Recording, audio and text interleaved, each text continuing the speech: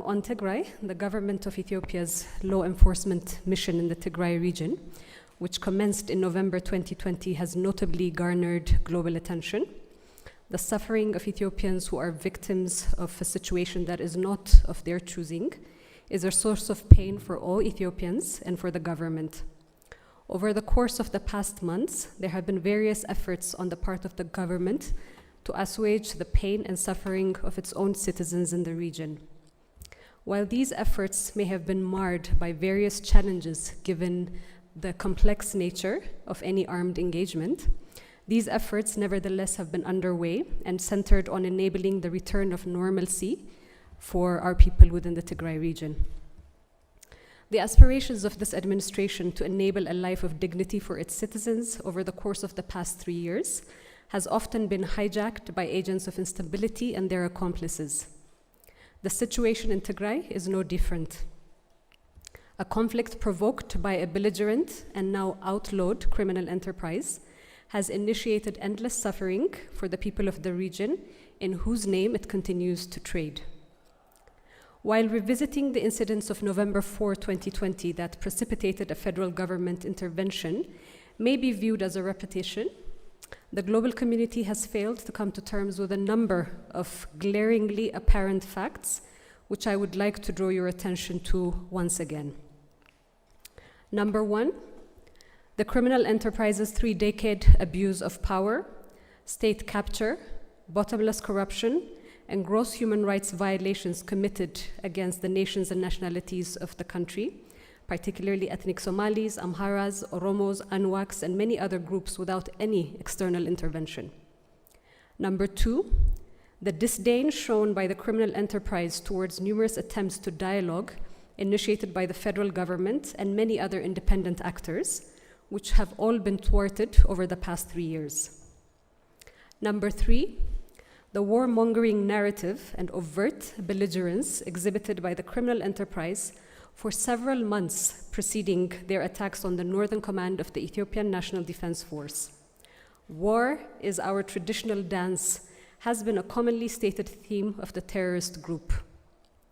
Number four, the public confession of a preemptive attack on the North Command of the National Defense Force by a regional irregular force which constitutes an act of war on the state and people of Ethiopia, which warranted a response.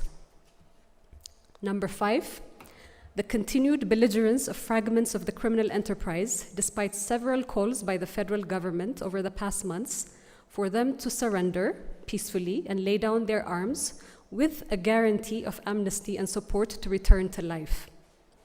Number six, the continued attacks on humanitarian convoys by fragments of the criminal enterprise that are blocking assistance meant for the very people in whose name they are trading. Number seven, the misguided, well-financed, and lobby firm-supported disinformation campaigns and false narratives lodged by sympathizers of the criminal enterprise outside of Ethiopia.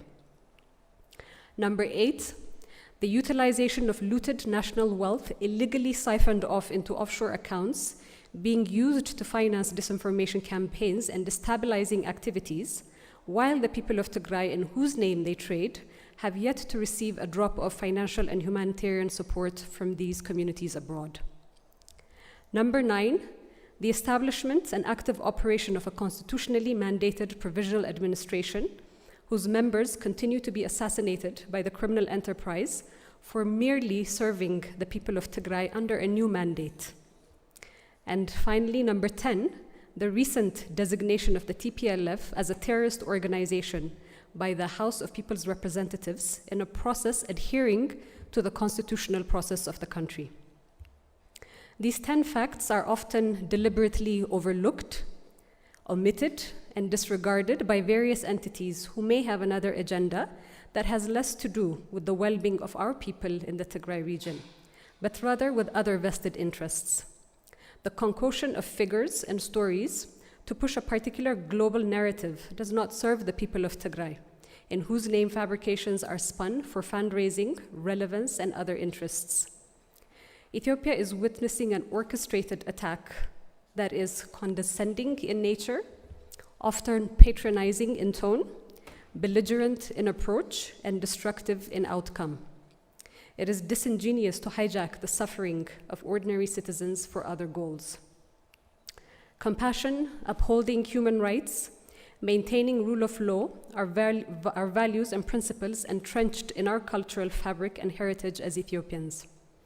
While perceptions of a people in siloed ethnic identities of Amhara, Tigray, Oromo, Somali, etc. is prevalent, Ethiopians know and understand that their roots run deep and are intertwined long before identity was institutionalized.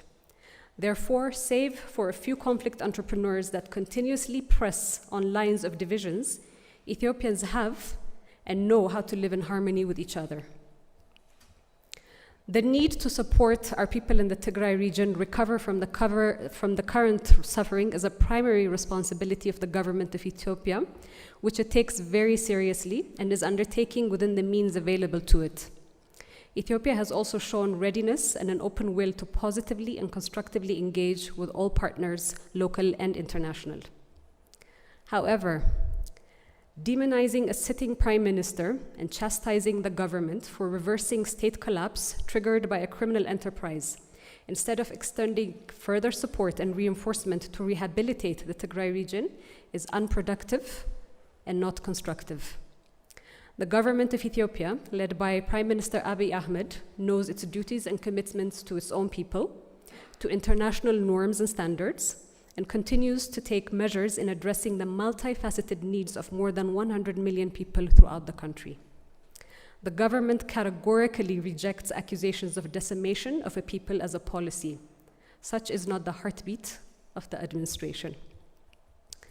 The following figures and data compiled from key government stakeholders will provide an insight into the breadth of work being undertaken by the government in the Tigray region, but which does not seem to be making headlines. So I'll start with the rule of operations. With regards to what's being undertaken in that regard, counterinsurgency operations by the Ethiopian National Defense Forces are now concentrated only in 2 areas where the outlawed operatives are active, and this phase is expected to soon be finalized. The outlawed group is occasionally undertaking attacks outside of these areas to give the impression of control and that the region is completely unstable. However, as I mentioned, the operations currently are focused on 2 primary areas to apprehend these illegal components and terrorizing elements. On humanitarian assistance, delivery of food and non-food items for 4.5 million beneficiaries in the first round, with a reported reach of 4.3 million beneficiaries in the second and third rounds is noted and reported by the stakeholder that's responsible for this. Within the Tigray region, 93 waradas are currently, or districts, are currently being aided or provided aid, for which the federal government provides to 14 of the 93, which means the remaining is being covered by partner organizations that are active in the area and providing humanitarian assistance. More than 166,000 metric tons of food, which costs 5.2 billion birr or 131 million USD, has been distributed thus far. The food distributed in the region for the first and second round was covered by both the government at 70% of contribution and partners at 30% of contribution. Currently, 6 operators, namely World Food Programme, World Vision, CARE, Relief Society of Tigray, Food for the Hungry, and the government of Ethiopia are providing this food assistance in the region. Out of the 93 districts, as mentioned, WFP, World Vision, CARE, Rest, and Food for the Hungry, or FH, cover 79 districts. And as I mentioned, the government of Ethiopia is covering 14%, or 14 districts. This shows how the government of Ethiopia has been working closely with partners and creating a conducive environment for humanitarian actors to operate.